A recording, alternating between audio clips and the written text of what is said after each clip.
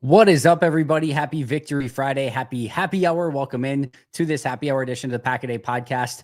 I missed you guys last night. Sincerely, it didn't feel the same, not doing a pregame, not doing a postgame, but obviously lots going on yesterday with Thanksgiving and the Packer game and it being late. And it's always a little bit tougher when it's a late game, especially when it's a home late game, because you've got the press conferences at the end and then everything like that. And you got to get home through the traffic. And before you know it, it's like 4 a.m. So appreciate you guys being here today. We'll get to as many questions as I can. Do have about a 3:45 out today. So we'll, like I said, get to as many questions over the next 45 minutes or so, but looking forward to it. Like I said, I miss you guys a ton. Let's jump into it right away though, because I know you guys are going to have a lot to talk about. That Packers victory over the Miami Dolphins last night. A very fun, very well-performed game by the Green Bay Packers. All right. Prayers up for Robert Rochell. He lost what I assume are two close friends early on Thanksgiving. So I'm sure that fumble recovery in the game ball meant a lot to him. Yeah. It always is difficult, obviously, when you hear something like that, when it seems like he had two tragedies that kind of happened yesterday in some capacity. Obviously don't know the full details, but definitely thinking about him. And you can tell, first of all, the tight-knit, locker room that the Packers have, and that these guys want to still go out and play, even in the face of, probably unspeakable things like that, right? Just, I can't imagine what he was probably going through yesterday. So to still go out and, the Packers really needed him too, because especially with Ballantyne going out earlier in that game, I mean, I can only imagine if all of a sudden last minute Robert Rochell wasn't able to go, that certainly changes, especially some of the calculus on the special team side of things. So, again, hope he's from a mental standpoint doing okay, and thinking about him, and that you just hate hearing things like that, right? So kudos to him for playing through it and having the game that he had despite having to go through all that. So definitely thoughts and prayers with him and his family and everyone involved in whatever it is that ultimately happened. So glad you brought that up, John. Yeah, definitely thinking about him today. Who is the guy wearing number 7, and what did they do with Quay Walker? Haven't had the opportunity to jump on the all-22 tape on defense yet. Just got through a handful of snaps on offense, just trying to catch up on everything today. As you can imagine, it was a super late night. So haven't had a chance again to jump into it too deep, but I did get the chance to go and rewatch the game. And man, it's a night and day difference. Obviously, I had the opportunity to ask Matt LaFleur about that yesterday. I know we got asked about it in the press conference again today. And there is a tangible, noticeable difference. And the first thing I'll say is awesome on Quay. And it sounds like he is a very introspective dude. Sounds like he is doing everything in his power to try to be the best possible player that he can possibly be. And I talked about this a little bit yesterday, but like how do I want to say this? When I sort of like say I'm kind of just done with a player, if like I'm just kind of out on it, or I'm ready to be for something different, right? It's usually not just based off something small, right? Like we were 2.5 years at that point into the Quay Walker experience. And if there had been even these signs like we've seen the last 2 weeks up until that point in those first 2.5 years, you kind of keep giving the benefit of the doubt and you keep saying like, hey, I think, hopefully he can turn the corner. Hopefully he can turn the corner. And it just wasn't happening. It's why the exact same thing with LVN, where we're in year 2, with Jordan Morgan, where we're in year 1. I said, I'm not giving up any stock on LVN. I'm not giving up any stock on Jordan Morgan. I'm not giving up any stock on Dontavian Wicks right now. I've seen good play. Like I want to see what they can potentially do. I think there's a lot of talent there. Once you get to a certain point in your career, and if you're 2.5 years in, have been given every opportunity, and it's just not clicking, it's just not there, and you have a really bad game against Chicago that you are in position to make some big plays and just can't make them, there comes a point in time where you just have to sort of be open and transparent about it, right? If I was just like, I'm sure he's going to be fine every time with every player that was struggling, probably wouldn't be a great show, right? As much as I don't want to be that guy and I don't want to call out people when they're playing poorly, sometimes players are just playing poorly. And up until that point, Quay Walker, through 2.5 years, had not played up to the level of expectations that I'm sure even he would probably say that he set for himself. And by all accounts, it sounds like he was pretty ticked off with the way that he had played in that Bears game and came in extra motivated over the course of the last couple of weeks. And something happened. And one of the things that I said all along is, man, I'm still cheering for this guy. I hope that he goes out and kills it. I hope he crushes it. I hope that I have to eat crow on this thing and just say, you know what? I was wrong. And there was an awesome player there. And now we're starting to see it. Now like, I'm not willing to go, just like it took me 2.5 years, right, to start going in the opposite direction. It's going to take me a bit of time before we get to like, this is just the new Quay Walker, right? There's a lot of season left. There's a lot of time like that we need to kind of see, like, is this for real? But regardless, the past 2 weeks, if nothing else, have been proof of concept of what Quay Walker can be. Like, I don't think anybody would argue, period, end of story, that if you could get this Quay Walker that we saw these past 2 weeks for the remainder of his career, like, sign up, right? Like, that's by far and away good enough. That's arguably very much worth the first round pick that they spent on him if he's that player moving forward. So again, first things first, kudos to him. Love the way that he's played the last 2 weeks. Excited that we have now seen this glimpse. Excited that the standard is now the standard, that this is now what we can say, this is what we've seen. Let's continue to do it. And like I said yesterday, man, am I looking forward to watching him play. There's probably not a player on the team, I would very much argue, that I'm more looking forward to watching against Detroit than Quay Walker right now, because I want to see if this can continue, because it's very, very impressive the way that he's played the last 2 weeks. And if you go from a player who was struggling pretty consistently for 2.5 years to a really good inside linebacker, to the point where Jaire McKinney's calling him one of the best. I think he actually called him the best linebacker in football, which, again, let's pump the brakes a little bit. Or Matt LaFleur is saying it's the best football of his career, which I unequivocally agree. That's a just monumental shift in the career trajectory of Quay Walker. And I talked about this a little bit. I think it was on the radio show today. Everything's sort of blending together for me and where I'm talking about certain things. But with Jordan Love, right around year 3, right? If you remember, it was year 3 kind of going into that time frame, where when Matt LaFleur was asked about the progress of Jordan Love, he kind of said, listen, he knows the offense, he knows the players, he knows what we're asking of him, he knows the cadence, he knows the calls in the huddle, he knows everything. What I need to do, or what I need to see from him, is the ability to get to the back of his drop and let it rip. That's what I need to see from Jordan. And in fact, there was a really cool moment in the press conference yesterday with Jordan, and I asked him about the tight window throw that he made to Jaden Reed and a couple of those really tight window throws in the game. And he said, he literally talked about it, and he literally used the phrase, I'm almost positive, let it rip. And it was almost like this full circle moment of what Matt was asking him to do.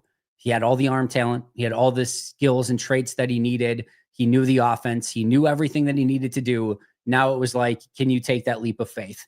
Can you get to the back of your drop and just let it rip and let that thing fly and trust yourself, trust your arm, trust your skills, and go out and play? And that happened. It clicked. He did it. And the rest was sort of history, right? And all of a sudden now Jordan Love was your legitimate franchise quarterback. And again, I'm not jumping to the conclusion that this is the exact same thing that happened with Quay. Let's continue to watch it over a period of time. But over these past 2 weeks, it sort of looks like, and there's, even Quay talked about it in the locker room yesterday, of kind of this moment of recognizing and realizing you have all the traits, you have all the skills.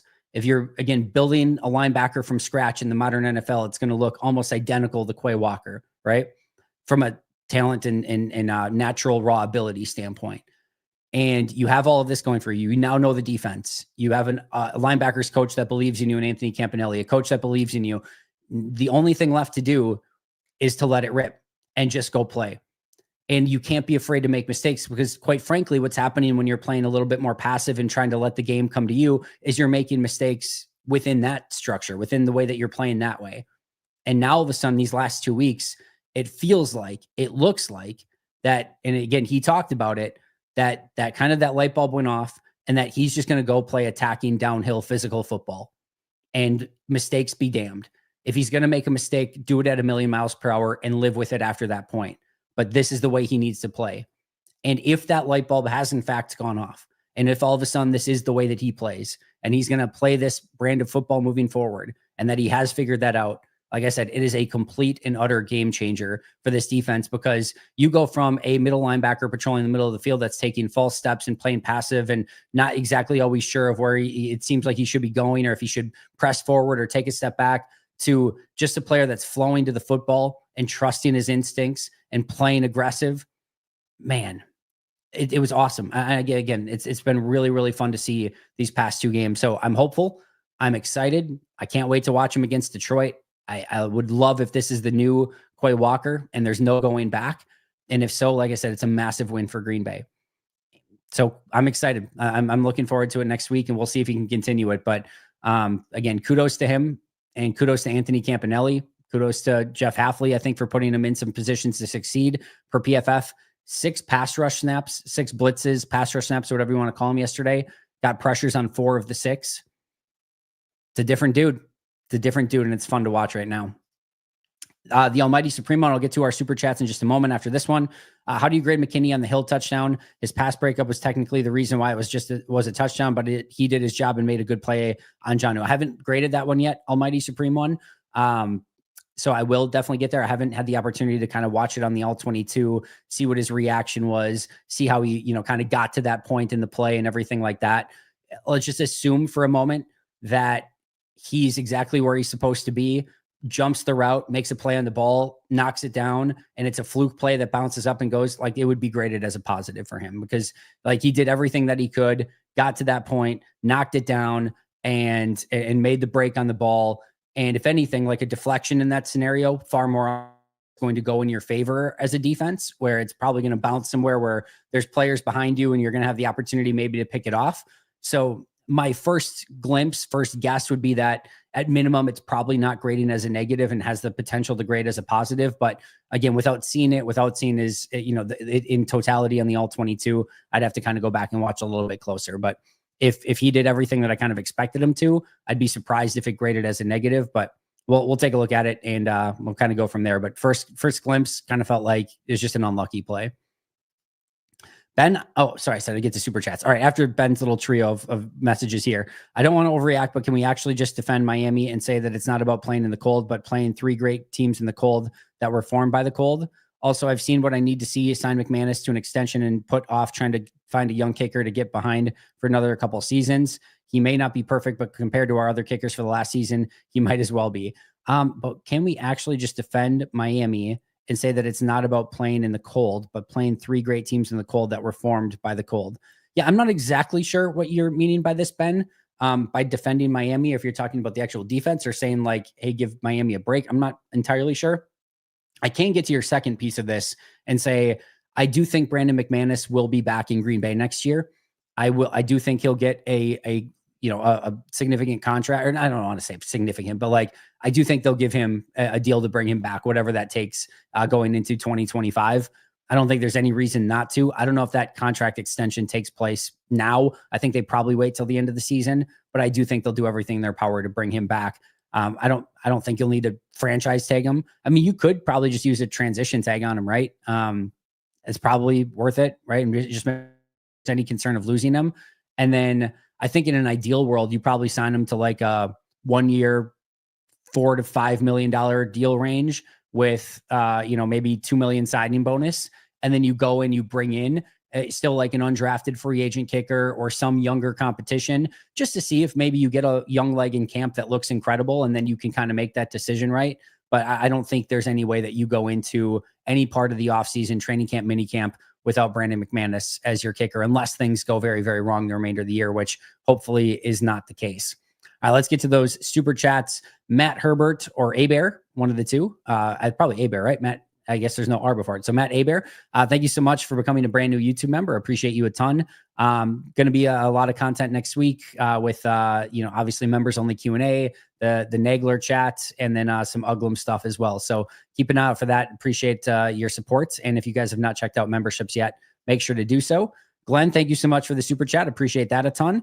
What is going on with the lines on both sides of the ball? All of these neutral zone infraction issues. Can't they just freaking line up? Venting, but it's an issue. Matt's aware of it. He talked about it. He brought it up on his own in the press conference yesterday. So it wasn't even asked, and he brought it up. So he was pissed. He got asked about it again today. Like, he is very clearly cognizant, talked about maybe bringing refs back to practices just to make sure that it gets fixed. I think to some extent, right? If you're the head coach and you've been having these issues and you talk to your team and you overemphasize it in practice and you overemphasize it in team meetings and say, guys, we have got to stop lining up and having these false start and neutral zone infraction penalties, you kind of inherently just expect it. Like the message is sent, right? This is not a technique thing. This is not like Matt's got to go and show them how to line up correctly. This is not like he's got to go through a rules 101 of like there was this rule change in the offseason and now they've got to figure out how to line up correctly and that they're doing it in some different way, right? This is a variety of different players. There have been some repeat offenders, but not like a ton. Andy Barrett's had an issue with it a couple times. I think Slayton's had an issue with it a couple times, but you cannot have like 6 yesterday, I think it was, right? Trying to find my notes from the game yesterday, somewhere around here. Sorry, there it is. So you had Tucker Kraft false start, Gary offsides neutral zone that wiped out a sack, Slayton neutral zone that wiped out the field goal that gave them another chance to go score a touchdown, Enigbari neutral zone infraction, Quay Walker false start, Devontae Wyatt jumped in the neutral zone and had the offsides penalty. So you had six yesterday of those, and then you had 3 just neutral zone infraction. I think it was 3 neutral zone infraction penalties on defense on the previous week, right? Just 4 days ago, whatever, 5 days ago. That can't happen. So I can guarantee you that Matt is pissed about it. I can guarantee you it is going to be a massive point of emphasis. And I think there will start being consequences in a major way of players who cannot line up correctly on sides, because Matt's totally right when he usually talks about the fact that, like, hey, in the scheme of the game, right? If you're going to block a guy and your hands accidentally get up in his face and you get an illegal hands to the face penalty, if you're going to, tackle a guy aggressively and your hand accidentally comes down on the face mask or something like that, you're going to hit a guy, right around the out of bounds and you think it's a clean hit, but he just had a toe out of bounds or something and you level him, you get the 15-yard penalty or something like that. There are going to be times in the heat of the moment sort of things like are going to happen, or it just happens by happenstance or accident. It's fluke penalties, whatever it might be. Maybe you're jostling with a wide receiver and maybe it's a 50-50 sort of thing, but it ends up being a pass interference. Those things are going to happen from time to time. Matt always likes to say kind of cost of doing business, right? Those things are going to happen.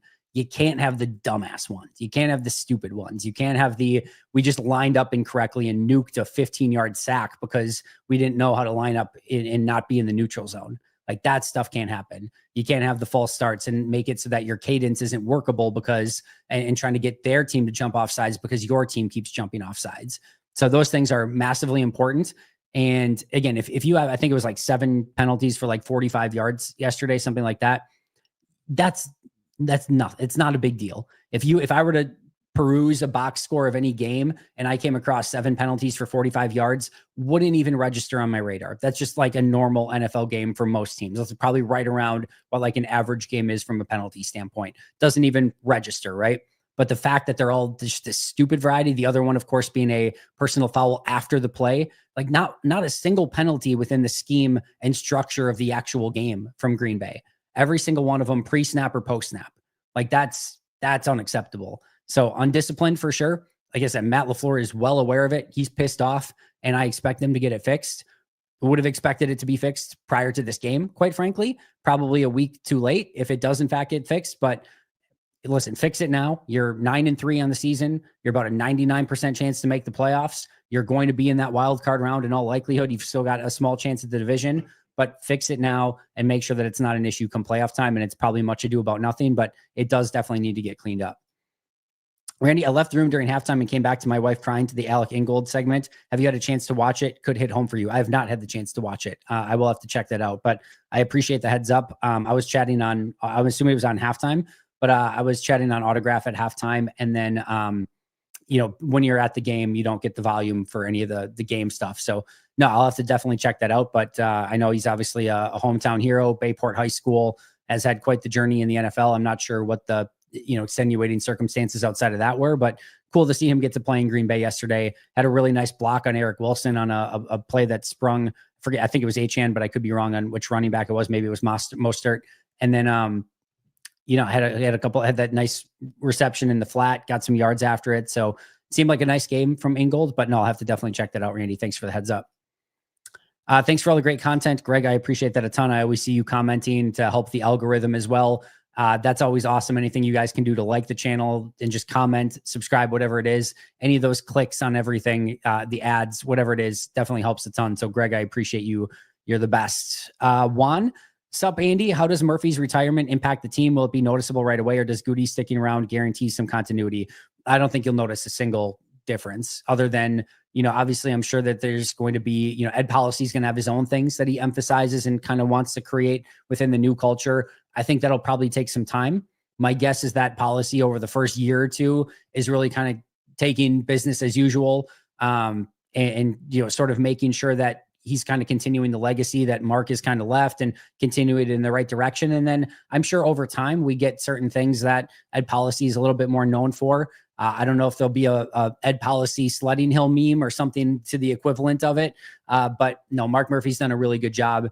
I think the big thing that you have to give Mark a ton of credit for, right, is there was so much angst and anxiety and nervousness and frustration when the news came out that it would not be, Goody and then Russ Ball and Matt LaFleur reporting into Brian Gutekunst, that it would be the three layers, right? It would be Matt LaFleur, Russ Ball, and Brian Gutekunst all on equal footing, and they would all report in to Mark Murphy. And there was a ton of like, oh my God, oh, you can't do that. Holy crap. And I think Mark did a phenomenal job. And I think there are a lot of scenarios where that sort of structure could not work. But I think if you have really good leadership at the top and are willing to listen to everyone, I think it actually creates a larger sense of collaboration. And I think it also ultimately creates an understanding of like, hey, not one person is going to have full say over all of this. And I think Mark, again, it's always tough to tell from an outsider's perspective. We don't have the all 22 of their meetings, right? And can't judge of like, oh, did you see what, Mark Murphy said to Russ Ball in this situation? Like, we don't know the office politics of everything. But I think just based on what you would see from the relationships and the working ability that Goody and LaFleur and Russ Ball kind of have together, I think it's created a really sound structure and allowed everyone to sort of succeed within their own element and not have any one person have a ridiculous amount of say that maybe they have too much power, too much control. And for a lot of people, I think with Mark Murphy kind of having that figurehead position and all of that control and power where everyone kind of goes up to him and he kind of does have final say, that could be problematic if it's the wrong person, right? If they're not allowing for Goody to do his thing, Matt to do his thing, and Russ to do his thing. If there's too much meddling in any of that, it could get very bad very quick. You also could have a situation where Matt LaFleur wants to do things a certain way and Goody wants to do something another, and there's a divide there. And we have seen zero hints of any of that. So I think Mark's done a really great job with that. And I think, certainly he deserves all the credit in the world for the structure that he's sort of placed together.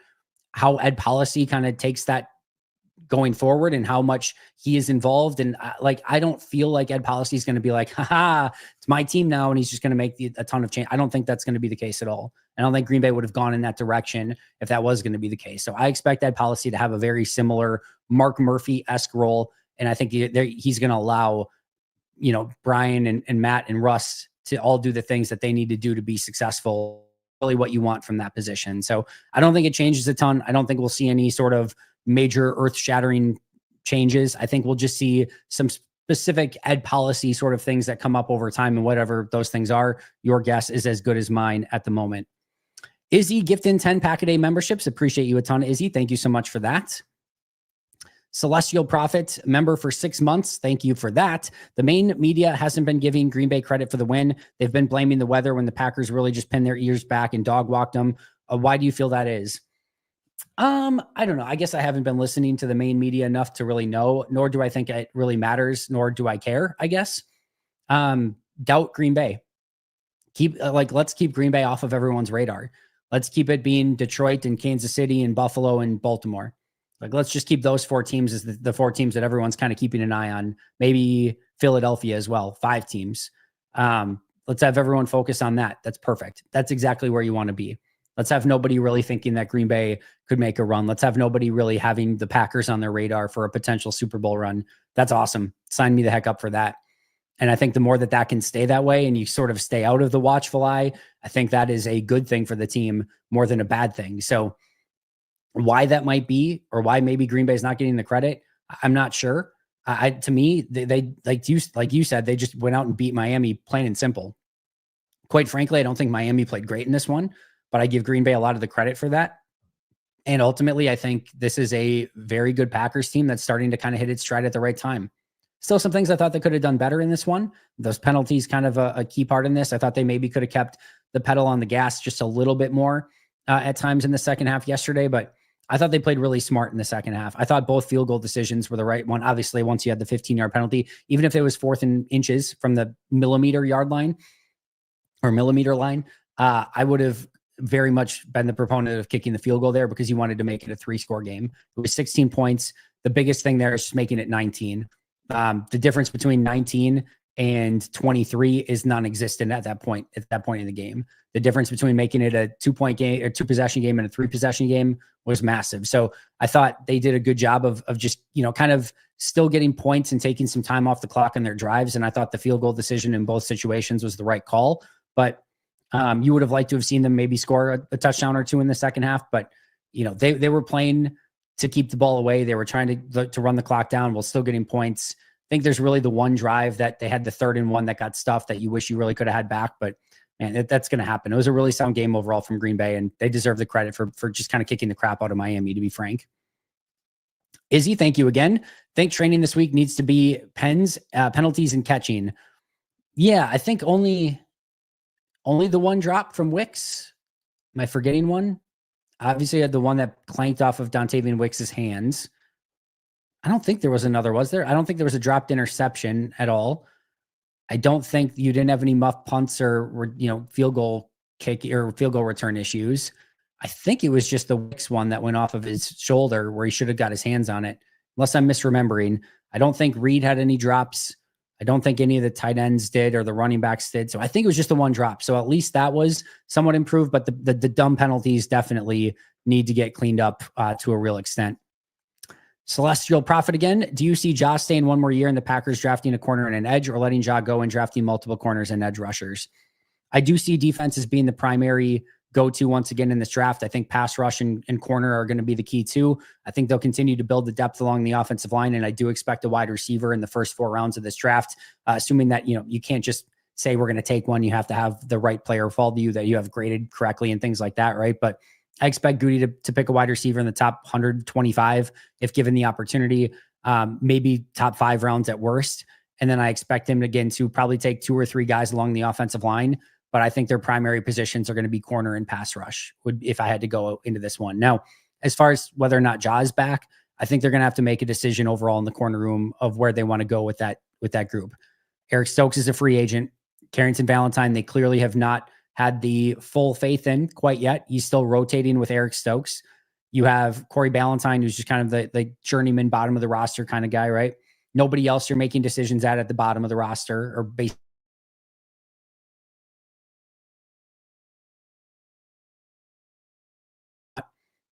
And they'll have to decide if they want to do that. And then Jaire Alexander is going to be the big one where they can get out of the contract. It's going to be an exorbitant cap hit, but they will have cap savings by releasing him. I mean, so it's basically, do you want Jaire Alexander back? And I think it's like a 1-year, $7 or $8 million contract. It is. So 2025, they saved $7.2 million by releasing him. They could do more if they did a post June 1st cut, but that way it's just moving around money. It's not like you get to spend it right away anyway. So, the question kind of is, and it's a little bit more complex than this, but on the surface, just for 2025, and I'll expand upon this more in the offseason when we get there. But on the surface, it's kind of like, would you sign him to a 1-year, $7.2 million deal? And based on the injuries, I think that the answer is probably yes in that situation, but they are going to have to make that decision on him. Let's just break it down now, because it's not only just that, because they would save $7.2 million. But if they were to bring him back, they would not only pay that extra $7 million next year, but then they would have $10 million in dead cap hit the following season. So it's actually more of like, would you sign him to a 1-year, $17.5 million deal? So that's honestly the question. So would you take 1 year of Jaire Alexander at $17.5 million, split between two, that you would pay it basically in 2025 and in 2026? It would be split between the 2 seasons. But would you pay Jaire Alexander a 1 year, $17.5 million deal? That's the question that you're asking. If the answer is yes, If Jaire Alexander was a free agent, we would be more than willing to sign him to a 1 year, $17.5 million deal. Then you bring him back. And if the answer is no, we would not do that deal, then you release him in direction. So that's basically the question that you have to ask yourself. I don't know where they go. I kind of go back and forth.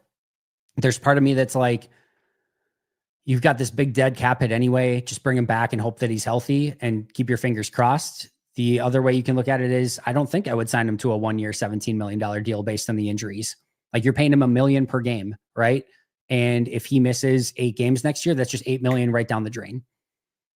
So I don't know. I think it's interesting, but I do think they'll potentially make over that cornerback room. I think there's a world in which Jaire is gone. Keyshawn and Valentine are back. Stokes is gone. They maybe sign like a, one corner to like a kind of mid-tier deal and then go draft 2 guys would kind of be like having that makeover where you still get Nixon back. You still have Valentine back. You grab 2 guys maybe in the first 4 rounds of the draft and sign a mid-tier free agent, like a good corner. We're probably not talking top of the line, right? But like a good corner. I think that could be potentially one way to go for Green Bay, but they're going to have decisions on both Nixon and Jaire and what direction they go in. Your guess is kind of as good as mine at this point. Jason, thank you for the super chat. Seems like trading Preston has really opened extra opportunities for young guys, LVN, Enigbari, and Brenton Cox, all benefiting from more work. Yeah, I think this was the hope kind of going in, is like, not like you could see the reasoning pretty easily as to why you would make this deal.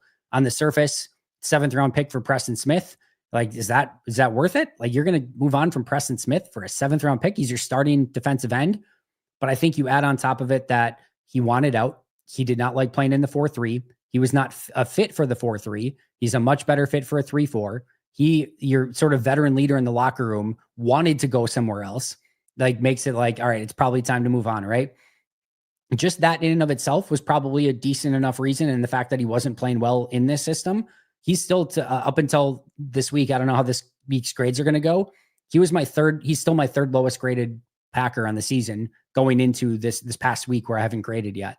So like, and he's probably going to stay there. I don't think it's going to be where he's going to get a reprieve, right? Certainly his grade's not going up in any way. So he was not playing well. You add on top of it that you get a draft compensation out of it, even if it's a 7th round pick. That could be Rasheed Walker, right? That could be another Rasheed Walker. You get a 7th round pick out of it. You save $2 million this season that you can utilize towards next offseason. That's another couple million to spend. That's not nothing. That's something that you can add on to a contract if you want to. And then you also gain opportunities for LVN, Brenton Cox, Aaron Mosby, Kingsley Enigbari, guys who kind of need to play to get better. I think there's a kind of a win all the way around. And I think Enigbari, I again, haven't graded him this week, but I think the last 2 weeks has sort of struggled in that starting role and hasn't had the best 2 weeks. I thought he was a little bit better. Obviously came up with the sack in this one. Also had another neutral zone infraction penalty, but we'll see how he grades out this week. But LVN, you can start seeing the light bulb come on a little bit. Thought Brenton Cox had that nice sack. Aaron Mosby had that great play behind the line of scrimmage on the jet sweep. So you're seeing some nice plays from these guys. And I said at the time, at minimum, you're not going to see a noticeable downgrade because Preston Smith already wasn't playing well. So even if LVN or Enigbari or Brenton Cox or Aaron Mosby play slightly negative football or like a negative football, like Preston basically already was. So, and I didn't think it was going to be anything appreciatively worse. And in fact, I think we're starting to see some flashes from these guys that it might actually be better. So you may have actually gotten better at defensive end. You got younger at defensive end. I think you got hungrier at defensive end. You got guys that are young that need the snaps to get better. I think you gained $2 million out of it. You gained a 7th round pick out of it. And you helped your veteran that's been such a great locker room guy get to a position where he feels a lot comfortable. I think it's honestly, it's a win for the Steelers. It's a win for Preston. It's a win for salary cap. It's a win for your draft compensation. It's a win for Mosby. It's a win for Cox. It's a win for Enigbari. It's a win for LVN. And it's a win for your defense. Like, I don't see any negative here whatsoever up until this point. Those are the best deals. Everyone kind of wins out of it. And Pittsburgh's had some injury issues on the edge as well. So allowing Preston to kind of go there and help fill in those spots too, just a win all the way around. So like that deal for literally everyone. On first glance, as LVN started to figure it out, again, let's give it a little bit more time. But I think over the past few weeks, we started to see a little bit more of a long arm from him. I think we've seen a little bit better bull rush. I think we've seen a little bit more of an ability to kind of get off of the block at the point of attack, which is what was really been missing. I want to see more. I think there's still a jump to go before he becomes a legitimately, good pass rusher. But I see signs, I see flashes, and that's sort of that next step. It's usually you don't get the Quay Walker situation where all of a sudden you just go from massively struggling to like, oh, he's really good. And just like that, right? It's usually there's some sort of incremental like upgrades that happen over time. And we'll see if Quay can continue, or sorry, if LVN can continue to make those incremental upgrades. But I do see the flashes and I do see the effort. I see the effort, especially in the run game. And this is why, like, to me, even going into this game, yes, he's been like a slight negative grade for me on the season, but it hasn't been aggressively so. I don't think he's been like this player where he's on the field and you're just like, oh my God, this guy's brutal. He's killing the team. I don't see it like that at all. I see a solid player there that's continuing to get better. And hopefully, again, these flashes are more things that we see more consistently, not only game in and game out, but play in and play out. But I thought at first glance, this was a nice performance from LVN. Allison, thank you so much for gifting a Pack-A-Day membership. We've got, I think, 11 of those already in this chat. So hopefully the 11 people are excited about those memberships. I know they are. And yeah, guys, check out those memberships. It's definitely more than worth it. We got to get some people booted out of here. It looks like we got some spammers. Ban that user and delete their comments. There we go. All right, let's get to some member chats here. I'm just going to kind of go back to the top. We've only got about 10 minutes left before I got to get out of here, but I'll try to get to as many as I can. John, correct me if I'm wrong, but it looked like Quay played really well, fast and fluid. The light bulb came on. Yep, we went over that already. Saw this online. It's simple. Matt LaFleur, a coordinator, not a coach, is getting carried by Love, a game manager. Love is getting carried by the wide receivers, all wide receiver threes. The wide receivers are getting carried by Matt LaFleur's scheme. Yes, it's just this one. I did see that on Twitter as well, and I like that comment. I think it's got like 300 likes already on a response, which is cool. But yes, nobody's actually good. Everyone is just, it's kind of like that physics experiment where like, there's nothing that's actually like holding up the structure. And if you kind of look at it, you're like, what is actually holding this thing up? And it's all this just one big, mathematical problem. But yeah, everyone's just doing their part and you love to see it. And apparently everyone sucks actually. Fire LaFleur, fire Goody. Jordan Love is just a merchant of Matt LaFleur's offense. The wide receivers are never first round picks, so they're never good. Just everyone actually sucks and fire and cut everyone, but the team's 9-3 and playing really good football. So it's just lucky, just really lucky is all that it is. B Brown, I was at the game last night. It was freezing. Miami didn't stand a chance, and salute to Andy for asking great questions at the presser. Even J Love acknowledged that. Is anybody attending the Lions game? Yeah, I don't know if anyone in chat is attending the Lions game. I will not be there. Obviously the media, the beat guys will be covering that one. But yeah, thank you for the shout out there. I will be very, very transparent. And I talked about this at the time. My first 2-3 years that I was in the locker room and in the press conferences, I thought I was really crappy at asking questions. Full stop. I did, and I actually tweeted out one time, like after I asked a question and it just kind of got like a meh response, I literally tweeted out of like, I have got to be better at asking better, more intentional questions that are going to get responses that are, worthy of asking the question in the first place, right? Anybody can ask a question. And if it's not going to elicit any sort of response that's going to be of any value, then you just wasted what is sort of a precious commodity of like, there's only a finite amount of questions that you get to ask, right? So just like I think anyone else, you have to evaluate yourself and figure out where your flaws are and where you can get better at. And I felt for me wholeheartedly, I needed to get better at asking questions that were going to be worthy of asking in the first place and garnering legitimate responses. And I'm not saying I've been perfect at it. I'm not saying that I can't continue to grow at that as well and continue to get better, but I can guarantee you I'm way better now than what I was when I first entered the press conferences in the first place. And I will say this, like I'm a very non-traditional sort of person in that role, right? I have no journalism background. I have no, interviewing background. I did not come up in radio, TV, film. I did not come up in broadcasting. I did not come up in, any of that. I am a history major from UW Oshkosh that spent most of his college career playing Madden and watching the NFL and just really liked talking about the Packers and began my journey that way and have taken these incremental steps along the way to try to just get better at talking to you guys, at mastering my craft, at making that I have better lighting and all those sort of things. And it's never always perfect. There's always things that you can do to improve as well. So just like I always ask of the Packers, if go back and, be better and watch the tape and see where you can improve. I'm constantly looking at as well. So hopefully that has been better. I think it has been, but I'll still continue to watch it and hopefully ask questions that are, again, worthy of me being in that room and asking those questions in the first place, because I do think it is a privilege to be there. I think it's a gift to be there, and I don't take it for granted. And it's something that if I'm going to be there and participating, I better have a good ass reason for asking the questions that I'm asking. And if I can elicit responses like that, like the one with Quay yesterday, with the one on like the rush defense from Matt LaFleur and Jordan, asking him about the tight window throws, I think all of those got good responses, especially the Quay one from Matt. Then I feel like I've done my job, but I'm going to continue to work on it and try to be better. Cause I know that that's something that is something that you should be good at if you're going to ask those questions in the first place. John Kramer, even though the Packers had 5 sacks, it still seemed like the D-line was just okay. Armstead looked very old. Hafley knew what buttons to push. We still need more from the front four.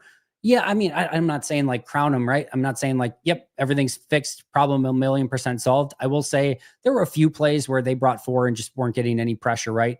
But I thought more often than not, especially against a offense that gets the ball out of Tua's hands very quick in general, I thought this was a really positive step in the right direction. So job not done. They'll have a very tough task with one of the best offensive lines in football in Detroit next week. I think that will be a really great sign of where this defensive front is. But I do think this is one of their best games of the season and something that they can build upon and grow from, which is what you're looking for, right? Just those signs that they're trending in the right direction. Count me among the Quay Walker doubters starting to eat crow. I was ready to bench him and look at other options. 2 games, still small sample size, but it is 2 in a row where he looks different. I think a lot of us are in that boat if we're being transparent, but and I think a lot of us are, again, cheering him on every step of the way. I will gladly play the soundbite over and over of me being wrong. I will gladly own up to it. I will gladly be the first to raise my hand and say, that's on me. I will own every ounce of that crow that I have to eat 1,000,000%. And I will rather have it that way where I get it wrong and Quay's got it right. Man, that's perfect. Sign me the hell up for that. So kudos to him for the way that he's playing, and hopefully he can continue doing it. Go Packs, very excited about the D-line. Again, I think there's positive steps in the right direction. Who's a player from the past whose name is not mentioned very often? First thought for me, Fred Carr. Thanks for the channel. Oh my goodness. I mean, there's probably a billion players, right, that never get really any recognition or any remembrance.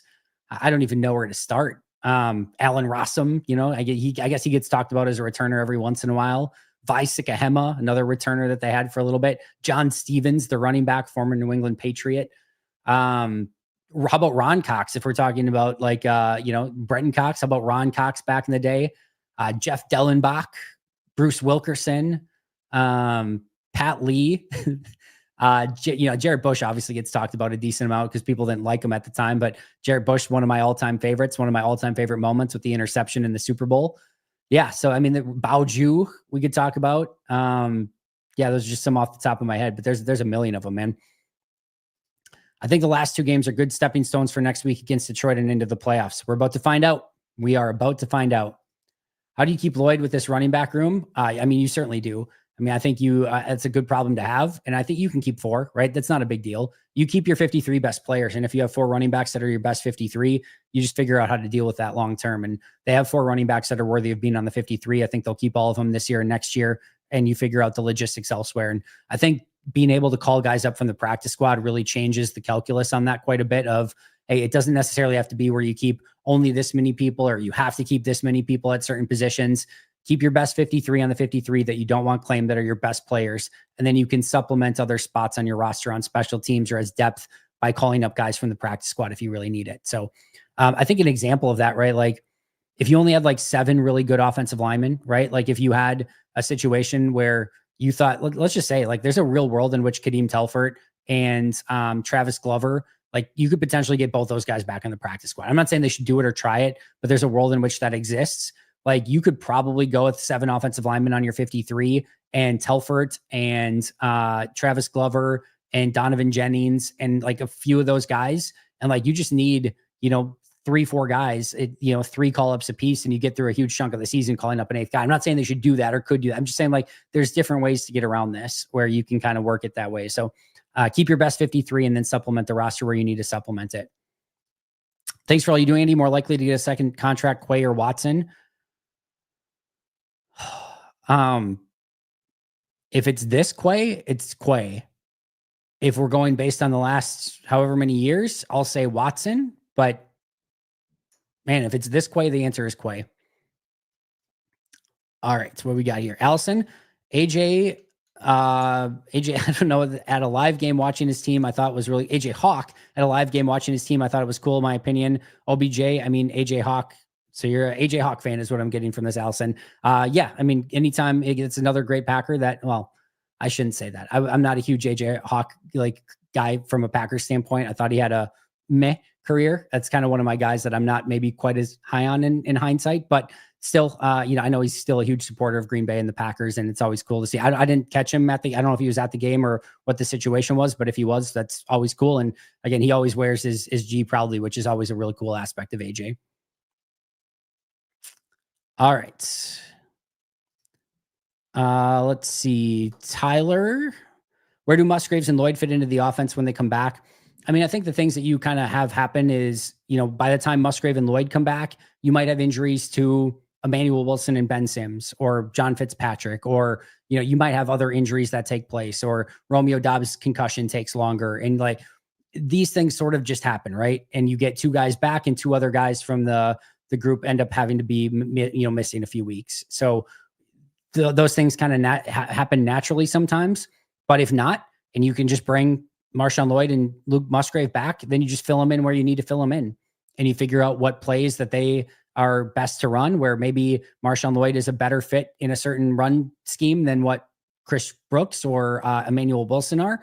And you figure out, I think, some red zone opportunities and some seam opportunities, some run after the catch opportunities for Luke Musgrave, and you fit him in there, and you just kind of fit him in. And I mean, I think, just adding another fresh, pair of legs in Marshawn Lloyd, a very, very talented running back who at times in training camp looked like the best running back on the roster, which think about that for a second.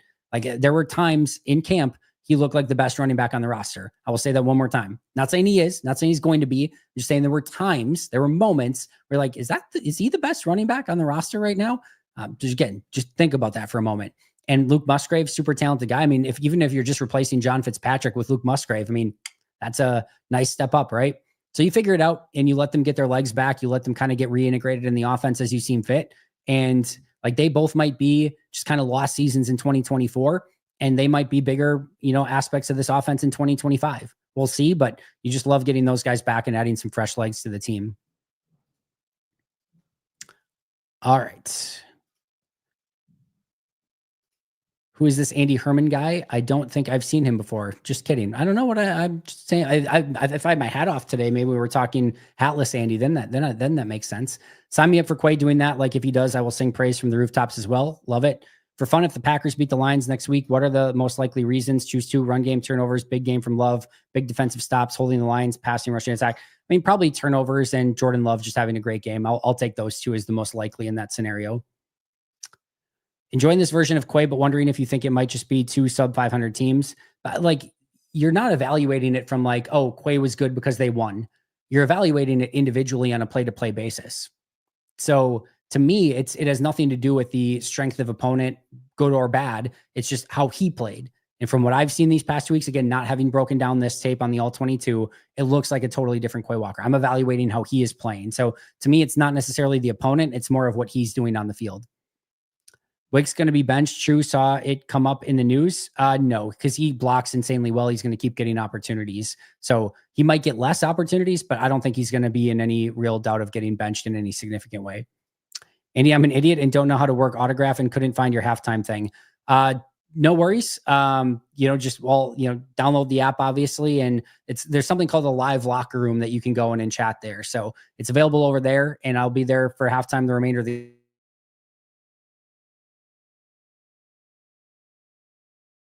I got to get out of here, guys. Daniel Dunker, is AJ Dillon back next year? I don't see a world in which that exists. We just talked about like Brooks and Wilson and Lloyd and Jacobs are not going anywhere, right?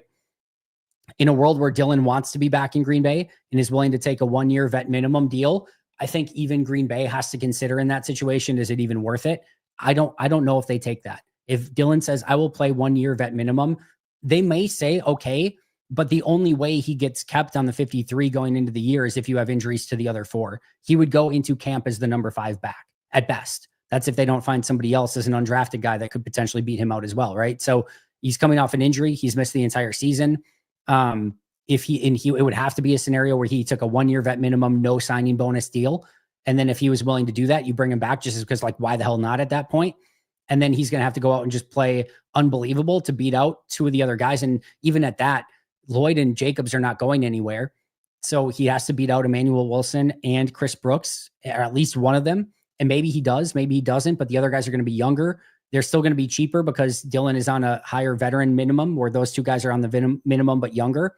And there's better upside for those guys as well. So he's going to have to sign a 1-year vet minimum, no signing bonus, get into camp, and then either just play out of his mind where you can't cut him, or is going to have to just have injuries at the position where then you keep him going into the season. So I don't really see a world in which, barring a crazy situation or circumstance, that Dylan is back in any significant way, or just on the roster period, I guess I should say. Andy, I loved and really enjoyed this win, but what is nationally that the Packers wins get so downplayed? Are we that? I mean, I don't know. This was an end of Thanksgiving night day, game. I think a lot of the talk today nationally is about, there's a football game going on right now, right? And then you've got, the Eberflus and the Bears thing was the big conversation today, right? So sometimes not being the main topic of the conversation is a good thing. The main topic of the conversation today is the ineptitude of the Chicago Bears. So again, staying off the radar is a good thing more often than not a bad thing. That's a feature, not a bug, right? So I think just being the end of the day, I think had maybe that been the opening day, and then on all the other, post-game shows and halftime shows, you get to talk about the Packers win through the day, it probably gets more recognition. I think the big talking point was the ineptitude of the Bears. And then today with them firing Eberflus was, I think, the big conversation as well. So I don't think it's anything against Green Bay. I think it's just where the game took place, meaning it was the last game, and the Bears being the key talking point yesterday is the reason why that happened. And no concerns there. Donald, you're the absolute best. Thank you so much for that. Does the Packers defense play better when it gets cold outside? I thought they played really well yesterday. Now there's still a lot of completions that they gave up. I thought a lot of those were empty calories, meaning it didn't kill you, right? They didn't give up the long plays. They stopped the run, but we're about to see if this new physical brand of defense carries over very well in December and January. But I will say this, they only have 2 home games left, right? In all likelihood, they're probably not winning the division, which means probably all of their playoff games are going to be on the road. So in all likelihood, you've got the Saints and the Bears left at home.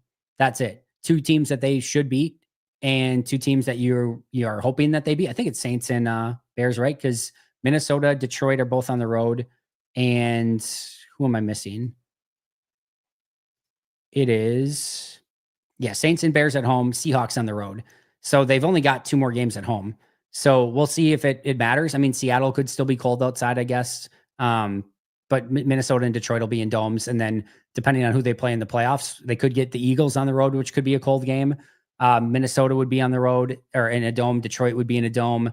Just, I guess, ultimately depends. But I'll start by saying that hopefully, but we have a long way to go. Well, they may only get 2 cold games left at Lambeau. So may not matter all that much, but I'll take the way that we saw them playing in this game, and hopefully that physicality can transfer over regardless of where they're playing, regardless of whether it's cold. I think playing this physical brand of football is still very, very good for this team. All right, friends, I do need to get out of here. Got to get my son to soccer practice. I will see you all very soon. Thank you for all the chats. Sorry I could not get to more in this one. I know there was a lot of chats in there, but I will see you all very, very soon. Maybe if I have time this week, I don't think I'm going to, but if I have time, maybe I'll go live on Sunday during a game or something, and we can just kind of chat while some of the games are going on and everything. But again, no promises there, but I'll try to maybe do something. But otherwise, I will see you all very, very soon. Thank you so much for all the support. Enjoy your Packerless football weekend, which should be very stress-free, right? We can cheer against the Vikings if nothing else. But I'll see you all very soon. Until next time, and as always, go Pack Go.